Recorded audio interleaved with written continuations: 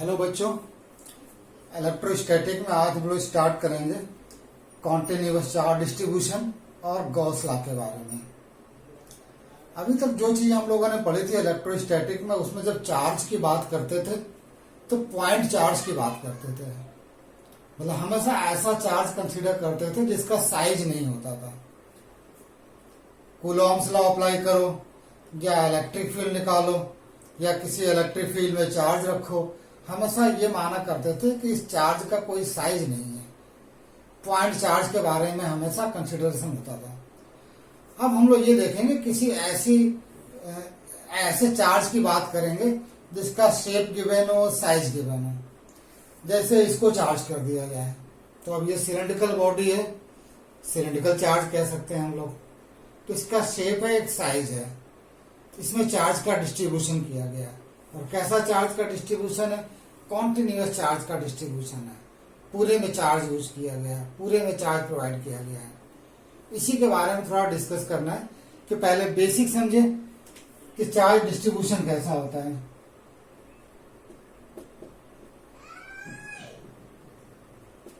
Continuous charge distribution,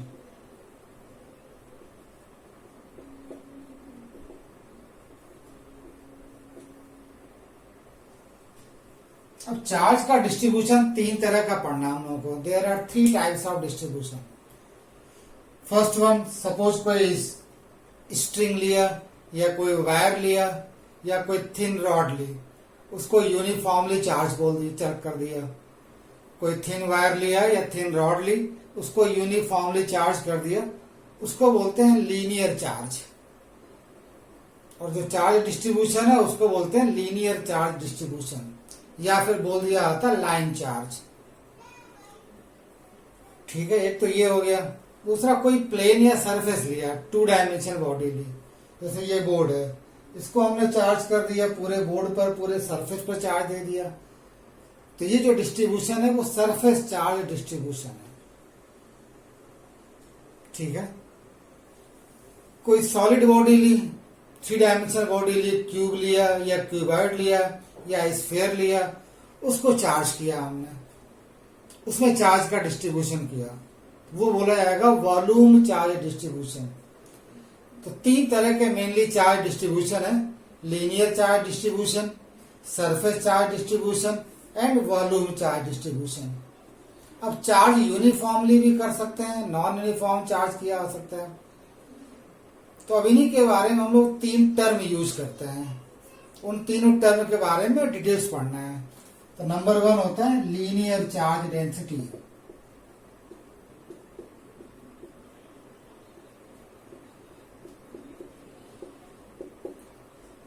charge distribution कितने तरह का था? 3 तरह का।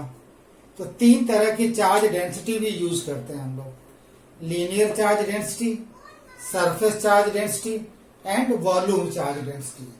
तो first one, linear charge density. Linear charge density show करते हैं लैम्डा से। डेफिनेशन लिख लीजिए।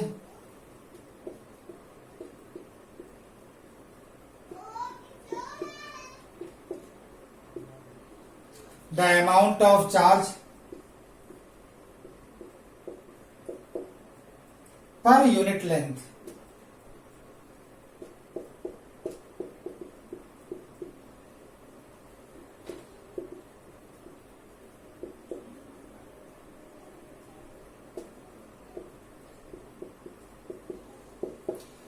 the amount of charge per unit length is called linear charge density।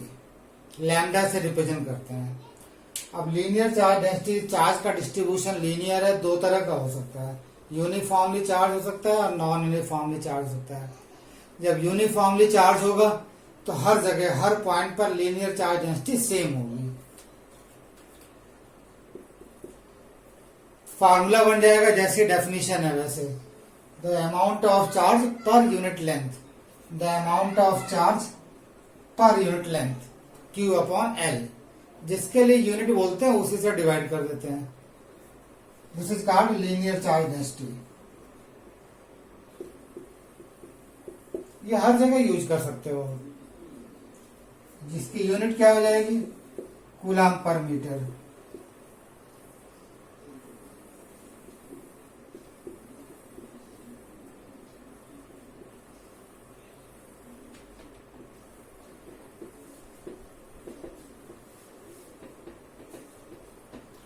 For uniform charge distribution. अगर चार्ज डिस्ट्रीब्यूशन नॉन यूनिफॉर्म है, अलग अलग position में चार्ज का डिस्ट्रीब्यूशन अलग जैसा है, कहीं ज्यादा कहीं कम,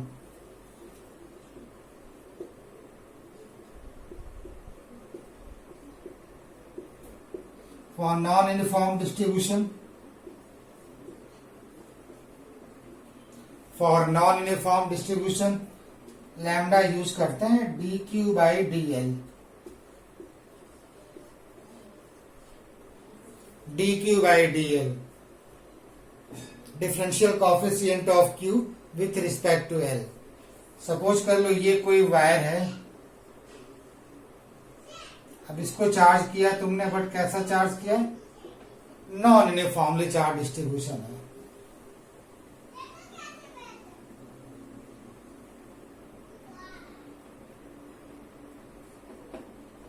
कहीं पर चार्ज कम, कहीं पर ज्यादा, ठीक है। अब किसी पर्टिकुलर प्लेस पर अगर लैम्डा निकालना हो, लीनियर चार्ज डेंसिटी निकालना हो, जैसे यहां कैलकुलेट करना है लैम्डा इस पोजीशन पर, तो क्योंकि अलग अलग पोजीशन पर अलग अलग चार्ज डेंसिटी होगी, नॉन यूनिफॉर्म है, तो अब इस पोजीशन पर निकालना हो तो इस पोजीशन की लेंथ चाहिए हमें। अब बिकॉज ये बहुत छोटा पार्ट है, इसलिए इसकी लेंथ को हम लोग डी एल लिख देते हैं। बहुत छोटी वैल्यू को डी लगा के शो किया जाता है, ठीक है। इस पर चार्ज भी बहुत कम होगा तो इसके चार्ज को डी क्यू लिख दिया जाता है। अब लैम्डा क्या हो जाएगा इस पोजीशन पर? D Q upon D L for non uniform distribution at a place. किसी पर्टिकुलर प्लेस पर ये यूज करते हैं, ठीक है। अब यहां पर डीएल जो लिखा है ये अलग अलग हो सकता है। अगर ये लाइन चार्ज एक्स एक्सिस के अलोंग है तो लिखोगे D Q upon D X. अगर ये लाइन चार्ज वाई एक्सिस के अलोंग है तो लिखेंगे D Q upon D Y. अगर ये जेड एक्सिस के अलोंग है तो लिखेंगे D Q by D Z, ठीक है। बेसिक फॉर्मूला याद रखना, यूनिट याद रखना, नोट कर लीजिए जल्दी से, वीडियो पॉज करके नोट कर लेना।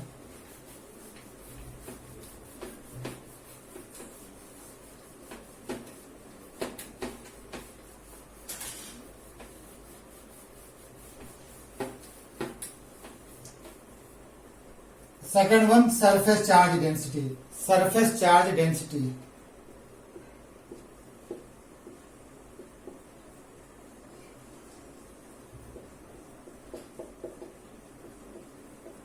सिग्मा से रिप्रेजेंट करते हैं।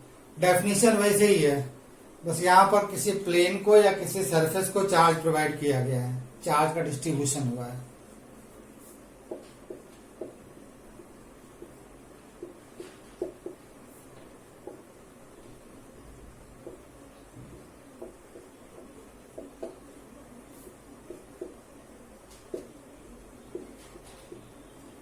The amount of charge per unit surface area.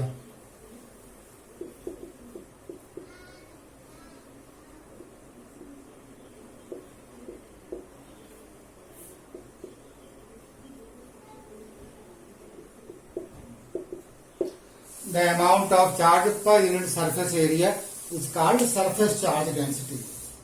Definition वैसे जिसके लिए यूनिट बोला जाता है तो उसे से डिफाइन किया जाता है। फॉर्मूला क्या बन जाएगा? Sigma is equal to total charge upon total area.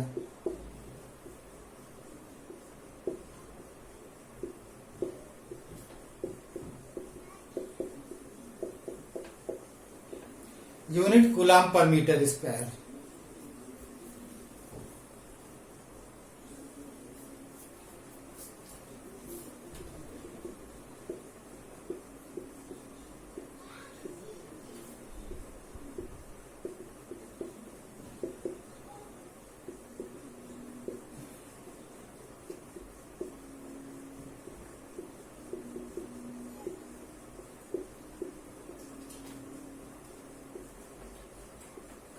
अगर नॉन यूनिफॉर्म डिस्ट्रीब्यूशन है तो अलग अलग प्लेस पर सिग्मा की वैल्यू अलग अलग होगी। किसी पर्टिकुलर प्लेस पर अगर शो करना चाहे या सोल्यूशन करना चाहे या निकालना चाहे तो डी क्यू अपॉन डी है। यूनिट याद रखना, नोट कर लीजिए।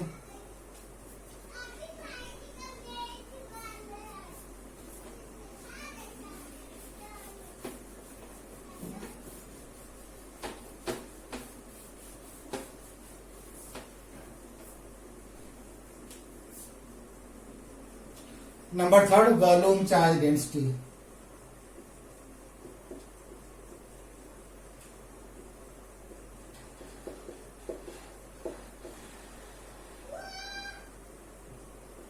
रो से शो किया जाता है। सेम वैसी डेफिनेशन है।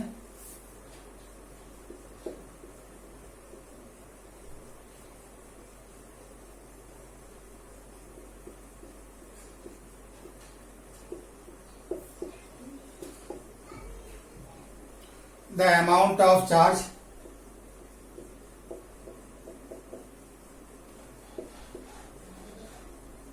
per unit volume, the amount of charge per unit volume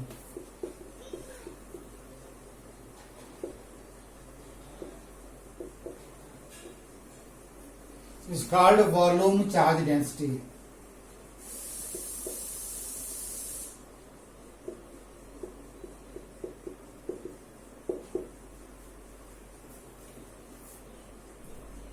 The amount of charge per unit volume is called volume charge density. किससे रिप्रेजेंट करेंगे? रो से। तो बेसिकली अगर यूनिफॉर्म चार्ज डिस्ट्रीब्यूशन है तो यूनिफॉर्म चार्ज डिस्ट्रीब्यूशन के लिए रो इज इक्वल टू क्या हो गया? Total charge upon total volume.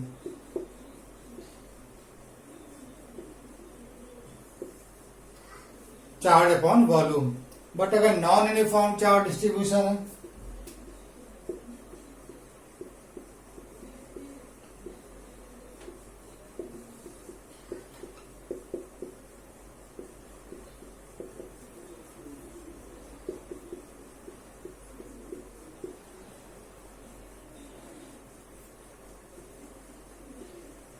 rho is equal to dq upon dv, differential coefficient of q with respect to v, volume. Unit क्या आ जाएगी? कूलम पर मीटर क्यूब। चार्ज की unit coulomb, volume metre cube. Note कर लीजिए जल्दी से।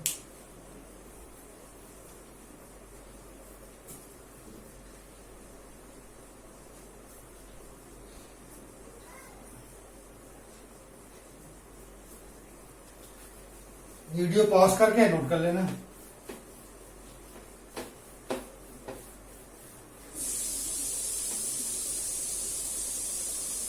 कैसे इनका यूज किया जाता है? जब गॉस लॉ पढ़ते हैं तो इसका बहुत यूज होता है। बिना इसके आप गॉस लॉ की प्रॉब्लम सॉल्व नहीं कर पाएंगे। तो कैसे इनका यूज किया जाता है, एक दो इसी के एग्जांपल देख लेते हैं हम लोग।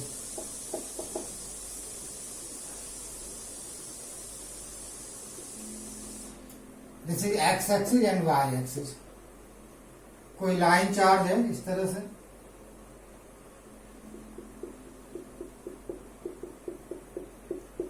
Line charge. लाइन चार्ज का मतलब कोई थ्रेड है या कोई वायर है, उसको चार्ज किया गया है। और इसकी जो लीनियर चार्ज डेंसिटी है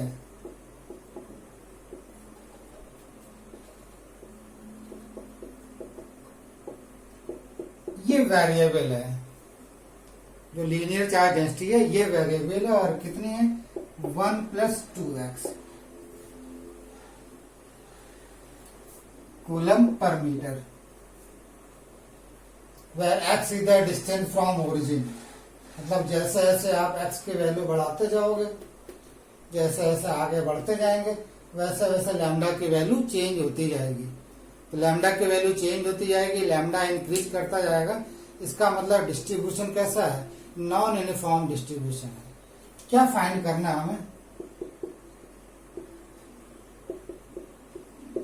find out the total charge. अब रॉड या फिर लाइन चार्ज की लेंथ तो दी नहीं है। Find out the total charge between x = 1 metre to x = 3 metre. अब एक पोर्शन दे दिया गया, एक पार्ट दे दिया गया। लाइन चार्ज की लेंथ नहीं मालूम है, लेकिन ये बता दिया गया कि x = 1 मीटर से x = 3 मीटर। मान लो x = 1 मीटर यहां पर है, x = 3 मीटर यहां पर है। तो इतने में चार्ज पूछ रहा है वो। क्या पूछ रहा? इतने में क्या चार्ज है, कितना अमाउंट है चार्ज का। पूरे में चार्ज पूछ सकता था। मान लो 5 मीटर लेंथ दी होती है इसने, तो फिर पूछ सकता था इस पूरी 5 मीटर लेंथ में चार्ज निकालो। तो क्या करते हैं, x इक्वल टू 0 से x इक्वल टू 5 बोलते हैं हम उसको। मतलब जिस पार्ट में वो चार्ज पूछेगा वो क्वेश्चन में दिया होगा। तो चलो इसको सॉल्व करते हैं जरा। लीनियर चार्ज डेंसिटी कितनी दे रखी है बेटा, 1 + 2x। यहीं से शुरुआत करते हैं, because lambda equal to 1 + 2x। कैसा डिस्ट्रीब्यूशन है, यूनिफॉर्म या नॉन यूनिफॉर्म, नॉन यूनिफॉर्म। तो लैम्डा की जगह क्या लिख सकते हैं, dq/dx। हम लोगों ने क्या पढ़ा था, dq/dl, लैम्डा dq/dl।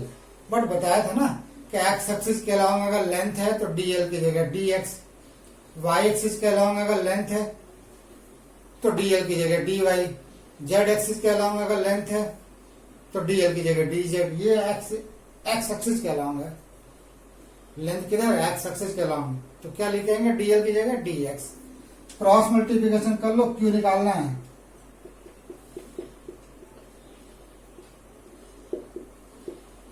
अब ये रहा dq और dx। d को खत्म करना हो तो इंटीग्रेशन किया जाता है। जब d को खत्म करना होता है कहीं पर भी तो इंटीग्रेशन, तो इंटीग्रेशन कर लो इधर। तो ये हो गया dq, इधर हो गया 1 + 2x। लिमिट भी लगाई जाती है। इधर x के रिस्पेक्ट में इंटीग्रेशन कर रहे हो तो लिमिट किसकी लगाएंगे, x की।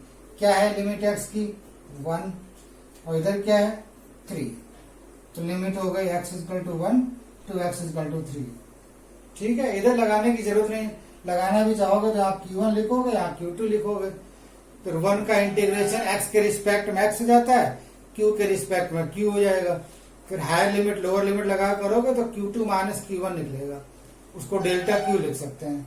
बट यहाँ थोड़ा सिंपल वे में करें। 1 का इंटीग्रेशन q के रिस्पेक्ट में क्या हो गया, q, ये तो चार्ज हो गया। इधर करो इंटीग्रेशन बेटा, 1 है, 1 का इंटीग्रेशन x के रिस्पेक्ट में, ये प्लस है ना, प्लस है तो बारी बारी से इंटीग्रेशन करेंगे। तो 1 का इंटीग्रेशन x के रिस्पेक्ट में क्या हो गया, x। इधर भी x लिखा हुआ है तो x का इंटीग्रेशन x के रिस्पेक्ट में क्या था, x²/2। x का इंटीग्रेशन x⁴n वाले फॉर्मूले से, x⁴n का इंटीग्रेशन क्या होता है, x⁴n+1/n+1। तो यहाँ x⁴1 हो गया, तो 1+1/1+1, तो x²/2। तो इसका इंटीग्रेशन क्या हो गया, 2x²/2, 2 और फिर x²/2, x⁴n वाले फॉर्मूले से। लिमिट लगा दो 1 और 3। अब क्या करते हैं, पहले हायर लिमिट रखते हैं, ये 2 से 2 कैंसिल हो जाएगा। पहले x की जगह 3 लिखो, तो यहाँ 3 लिखा और यहाँ 3 का स्क्वायर क्या हो गया, 9। फिर माइनस लोअर लिमिट लगाते हैं, यहाँ 1 लिखो, यहाँ 1 लिखो, तो ये 1 और ये भी 1। क्या आ गया बेटा, 3 + 9 तो 12, माइनस का 2। टोटल चार्ज कितना आ गया, 10 coulomb. This is the answer. Total charge कितना आ गया, 10 coulomb between x equal to 1 metre to x equal to 3 metre. इस तरह से हम लोग टोटल चार्ज निकालने के लिए चार्ज डेंसिटी का यूज करते हैं। नोट कर लीजिए।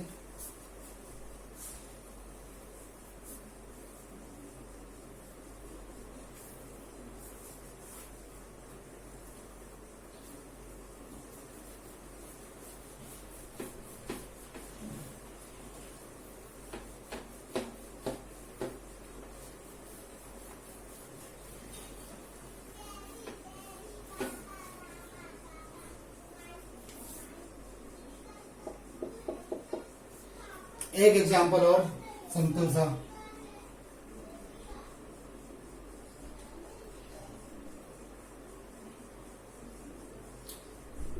ये एक स्फेरिकल वॉल्यूम चार्ज है।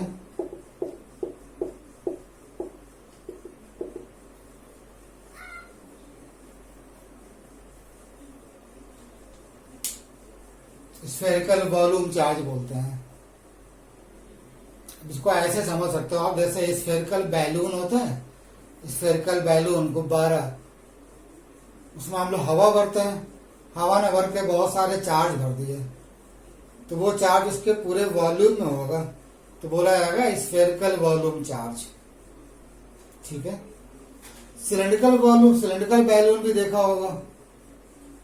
जो सिलेंड्रिकल बैलून होता है उसमें भी हम लोग हवा भरते हैं, तो उसमें हवा न भर के बहुत सारे पॉजिटिव या नेगेटिव चार्ज भर दो, वो क्या बोला जाएगा? Cylindrical charge. ठीक है। अब यहां पर एक है हमारे पास स्फेरिकल वॉल्यूम चार्ज, इसका रेडियस दे रखा है 10 सेंटीमीटर और चार्ज डेंसिटी गिवन है इसमें। चार्ज डेंसिटी 10⁻⁻² कूलम पर मीटर क्यूब। अब बताओ ये चार्ज डेंसिटी वेरिएबल है या फिर कांस्टेंट? कांस्टेंट है, न्यूमेरिकल वैल्यू है, तो न्यूमेरिकल वैल्यू तो कांस्टेंट ही होता है। रेडियस कितना दिया हुआ है? 10 सेंटीमीटर। पूछ रहा है find out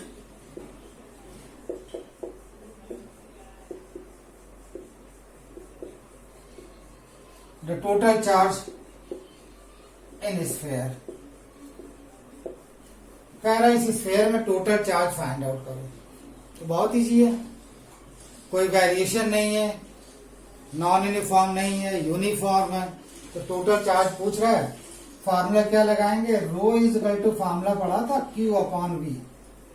charge density rho is equal to क्या होता है? Q अपॉन V, अगर यूनिफॉर्म चार्ज डिस्ट्रीब्यूशन है तो। अब रो तो पता है तुम्हें, दिया हुआ है। चार्ज हमें कैलकुलेट करना है, वॉल्यूम पता नहीं है तो वॉल्यूम आना चाहिए हमें, तो वॉल्यूम निकाल लो स्फीयर का वॉल्यूम।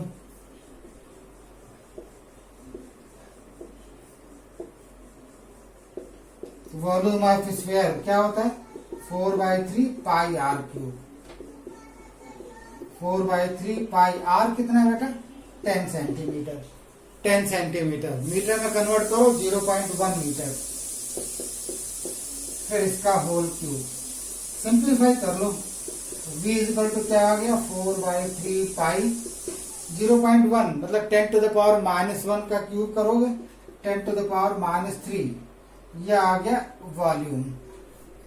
सीधे सीधे फॉर्मूला लगा लो, because rho is equal to Q upon V, therefore Q is equal to what is rho? 10⁻⁻2। Volume कितना है? 4/3 पाई इंटू 10⁻⁻3। सॉल्व कर लो, कूलम में आंसर आ जाएगा। इतना तो कैलकुलेट किया जा सकता, सिंपल है, इसमें कहीं इंटीग्रेशन और डिफरेंशिएशन का यूज नहीं है। नोट कर लीजिए।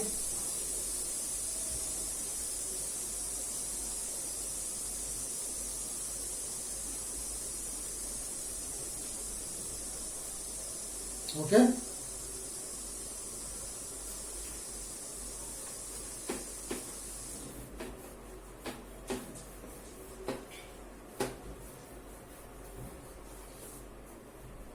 Now Gauss law most important है।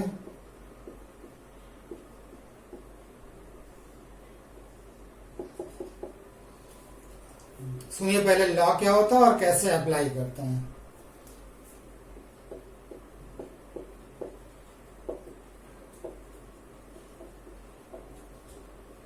The total electric flux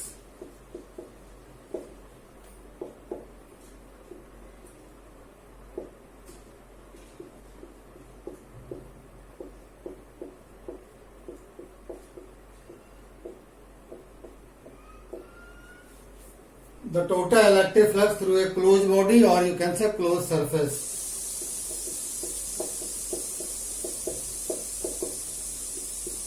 is 1 upon epsilon naught times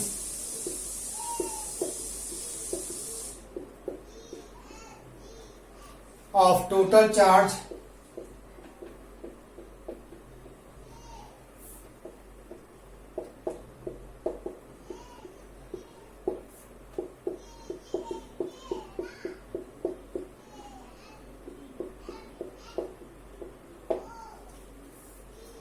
the total electric flux through a closed body or you can say closed surface is 1 upon epsilon naught 1 upon epsilon naught times epsilon naught पढ़ चुके हैं पहले क्या होता है 1/epsilon naught times of total charge enclosed by the body. Total charge enclosed by the body. This is called Gauss law. Total electric flux कैसे निकालते हैं हम लोग? Phi E. और कैसे निकालते हैं?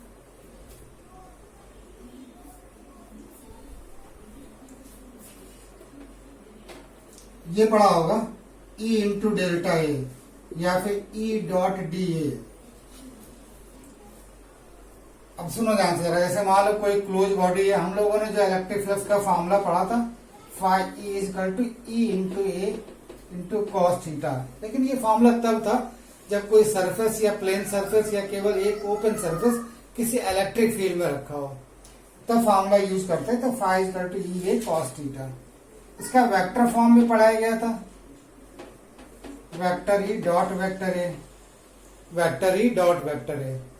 बट अगर किसी क्लोज बॉडी से पास होने वाला इलेक्ट्रिक फ्लक्स निकालना हो, तब तरीका ये यूज नहीं कर सकते हैं। तब क्या करते हैं? तब उस क्लोज बॉडी को छोटे छोटे पार्ट में डिवाइड करते हैं।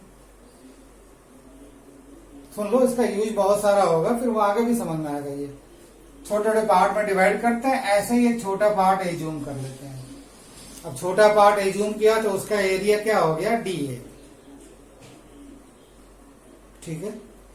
यहाँ पर इलेक्ट्रिक फील्ड मान लो ई है, तो अब इससे पास होने वाला इलेक्ट्रिक फ्लक्स निकालें इस छोटे पार्ट से।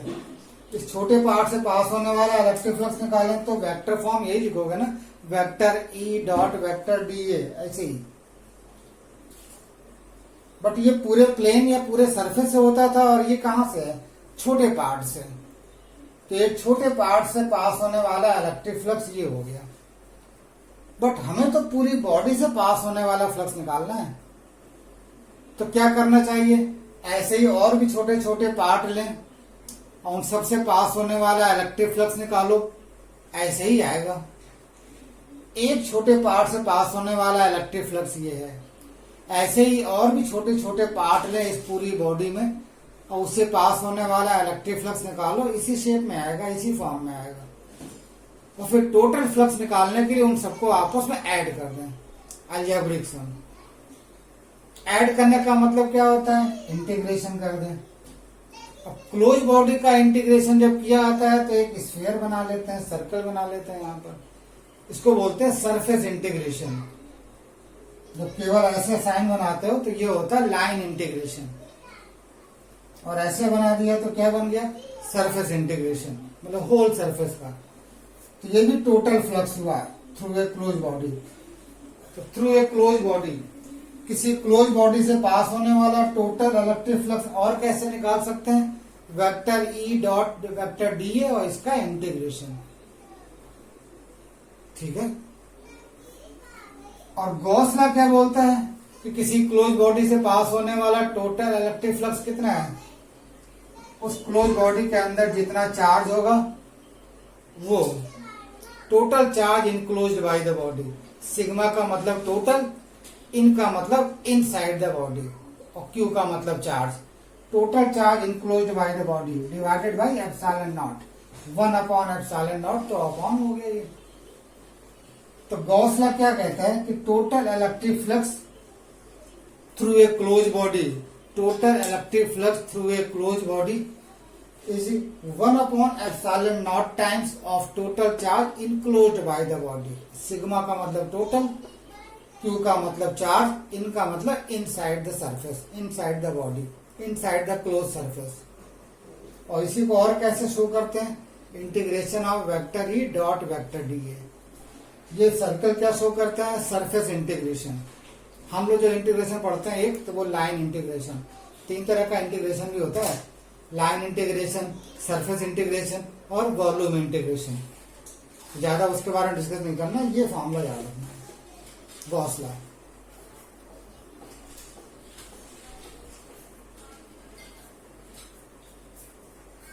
ओके, नोट कर लेना। कैसे इसका यूज करते हैं और कौन कौन से पॉइंट इसको याद करना होता है वो समझना है।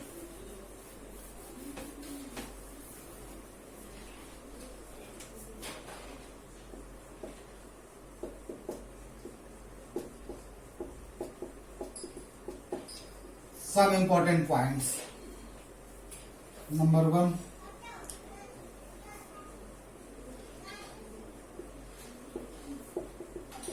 Gauss law is equivalent.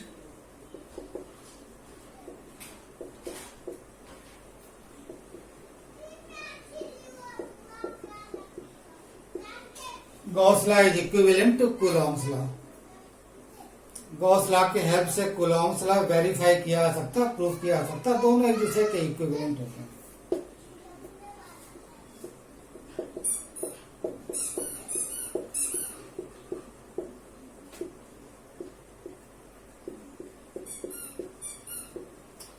With the help of Gauss law, we can find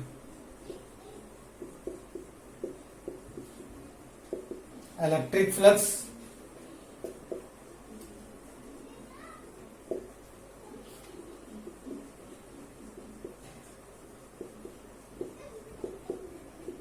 through a closed surface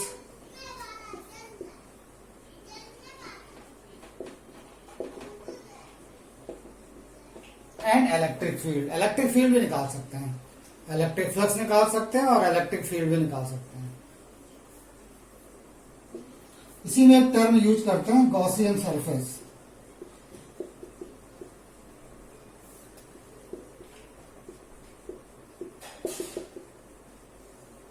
वैसे तो कोई भी क्लोज सरफेस गॉसियन सरफेस हो जाता है. सुन लो बेटा, कोई भी क्लोज सरफेस गॉसियन सरफेस मान लिया जाता है. बट जब हम लोग अपनी तरफ से कोई प्रॉब्लम करते हैं तो गॉसियन सरफेस अपने अकॉर्डिंग चूज कर लेते हैं. तो नॉर्मली जो गॉसियन सरफेस चूज किया जाता है वो ऐसी जगह अपने मन से अगर चूज करना है तो इस तरह से चूज किया जाता है कि वो इलेक्ट्रिक फील्ड के परपेंडिकुलर हो. बाकी कोई भी क्लोज सरफेस है वो गॉसियन सरफेस है, ठीक है. लेकिन जब चूज करेंगे आप प्रॉब्लम सॉल्व करने के लिए कहीं, तो ऐसा गॉसियन सरफेस चूज करते हैं जो इलेक्ट्रिक फील्ड के परपेंडिकुलर हो. तो डेफिनेशन तो आप ऐसे बोल सकते हैं गॉसियन सरफेस की.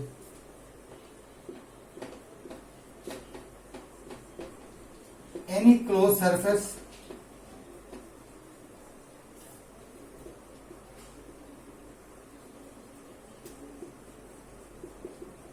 through which we have to find any closed surface through which we have to find out the electric flux.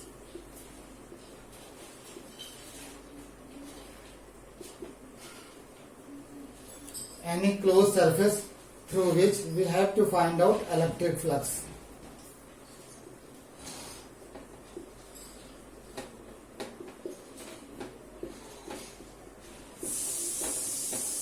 Gaussian surface. अब ये अलग अलग शेप और साइज का हो सकता है, रेगुलर भी हो सकता है, इरेगुलर भी हो सकता है. नोट कर लीजिए, फिर देखते हैं आगे.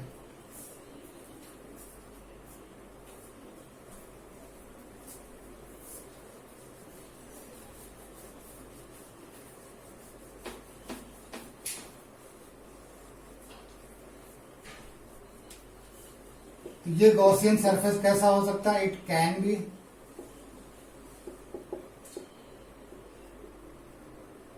irregular,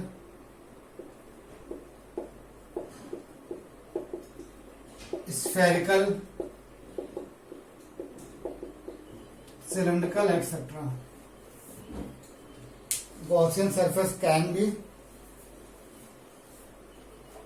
किसी भी शेप का हो सकता है, स्फेरिकल हो सकता है, सिलिंड्रिकल हो सकता है. जैसे कह दिया जाता है कि अगर पॉइंट चार्ज की बात करें या स्फेरिकल चार्ज की बात करें, तो ड्यू टू पॉइंट चार्ज और spherical charge Gaussian surface is taken spherical. Due to line charge और cylindrical charge Gaussian surface is taken cylindrical.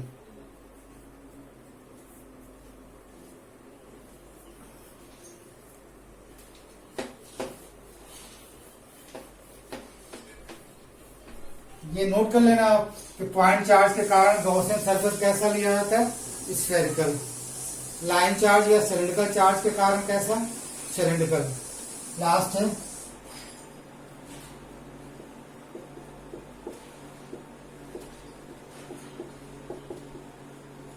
Important है ये बहुत। ए symmetrical body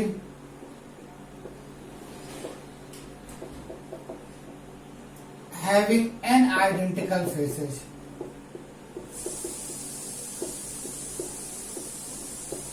symmetrical body having an identical faces.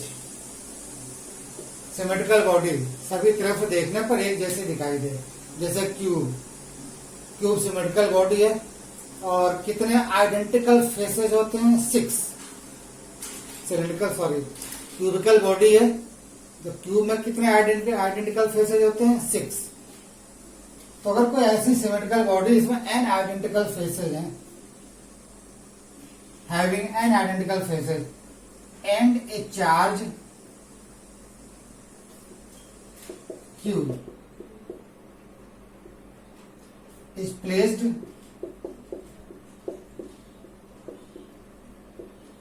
at the center of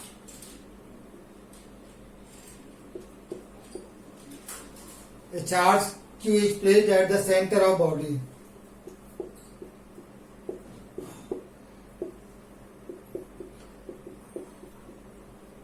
then electric flux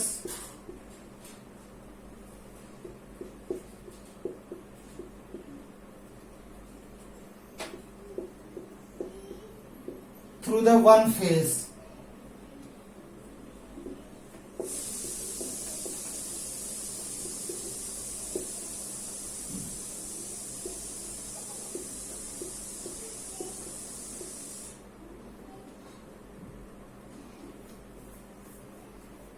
a symmetrical body having n identical faces and a charge q is placed at the center of body, then electric flux through the one face of body is equal to q upon n epsilon naught।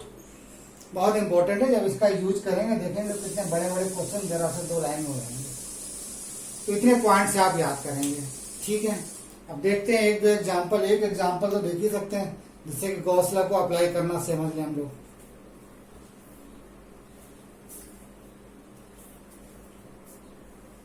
Note कर लेना, video pause कर दें।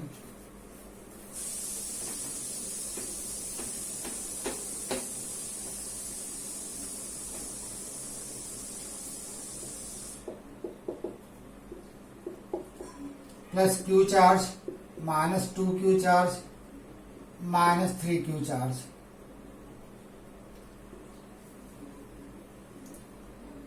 एक Gaussian surface ये है, एक Gaussian surface ये है,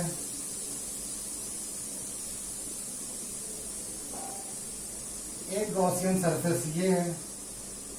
सबका नाम दे दे रहा हूं, ये है S1, ये S2, S3 और एक गॉसियन सरफेस ये S4। कितने गॉसियन सरफेस हो गए? 4।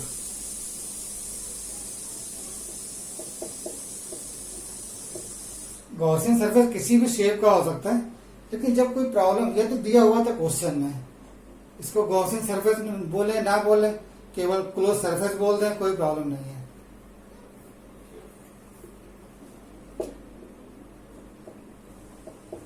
Find out the electric flux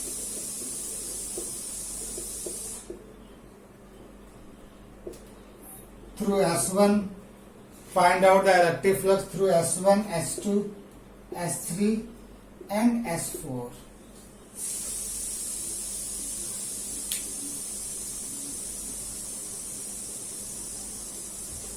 Find out the electric flux through S1, S2, S3 and S4। तो पहले देखा जा रहा थ्रू S1, क्लोज सरफेस है ना, गॉस लॉ अप्लाई करेंगे। फॉर्मूला क्या यूज करेंगे? Phi is equal to sigma Q in upon epsilon naught. देखो समझ लो, एक कर लोगे बाकी सब आएंगे। सिग्मा क्यू इन, जिस क्लोज सरफेस से पास होने वाला इलेक्ट्रिक फ्लक्स निकालना है, ये चेक करो उसके अंदर कितने चार्जेज हैं। S1 कहाँ है? ये कितने चार्ज हैं? केवल एक चार्ज है प्लस का क्यू। तो क्या लिखोगे? Plus Q. साइन लिखने की जरूरत ही नहीं है। Upon epsilon not. आंसर हो गया। आया समझ में? थ्रू S2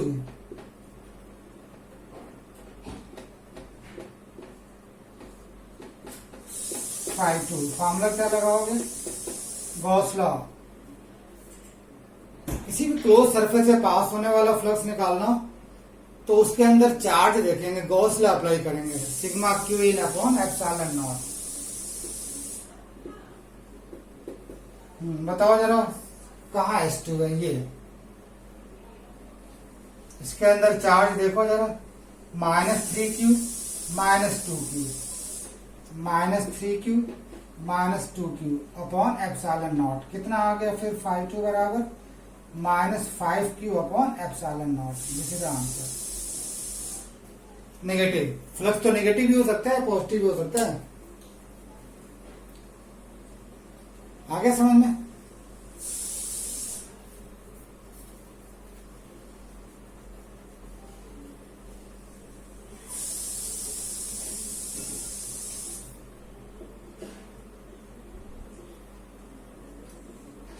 थ्रू S3 से पास होने वाला φ3। कहाँ S3 है? ये इसके अंदर चार्ज देखो जरा, फॉर्मूला क्या यूज करेंगे?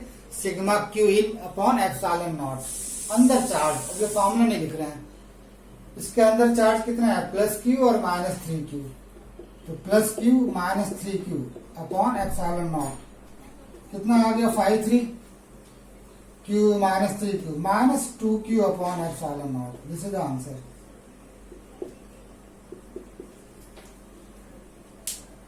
और φ4 अपने मन से निकाल लेना। ये S4 है, सिग्मा क्यू इन निकालोगे क्या हो जाएगा S4 के लिए? S4 सिग्मा क्यू इन, इसके अंदर चार्ज ये है S4 +q -2q total charge क्या हो गया? -q। आंसर क्या आ जाएगा? -q upon epsilon not. वो तो कर सकते हैं, इतना रिवाइज कर लीजिएगा आप। फॉर्मूले पढ़ लेना, प्रॉब्लम्स करेंगे फिर नेक्स्ट टाइम। Thank you.